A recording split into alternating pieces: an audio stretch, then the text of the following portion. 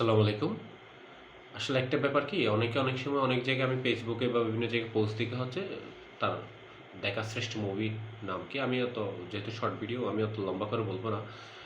আমি জাস্ট ৩ টা মুভির নাম বলব যেটা আসলে সময় পেলে আপনার দেখা উচিত। হোপফুলি আমি সবচেয়ে আমি ৩য় নম্বরে যে মুভিটার নাম বলব সেটি হলো 'লাইফ ইজ বিউটিফুল'।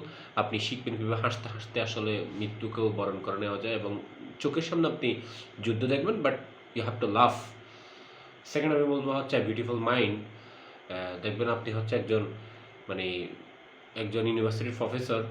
সে কি একটা ট্রমার উপর দিয়ে যায় এবং ট্রমার উপর দিয়ে গিয়েও হচ্ছে সে কীভাবে তার লাইফটা লিড করে এই মুভিতে আপনি শিখবেন।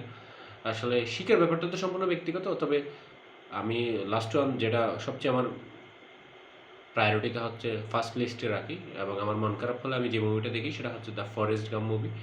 এই মুভিতে আপনি শিখবেন হচ্ছে আসলে একদম বোকা-শোকা থেকেও হচ্ছে পৃথিবীর যে ঐশ্বর্য, এটা আপনার সামনে ধরা দেবে।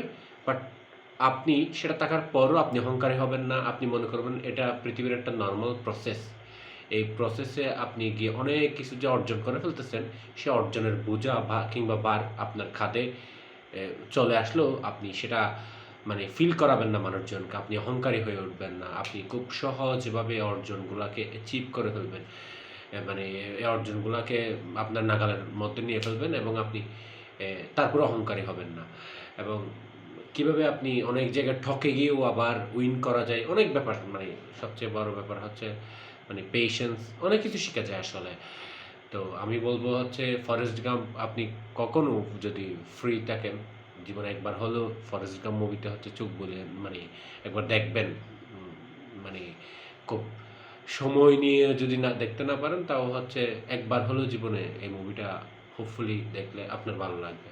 ধন্যবাদ।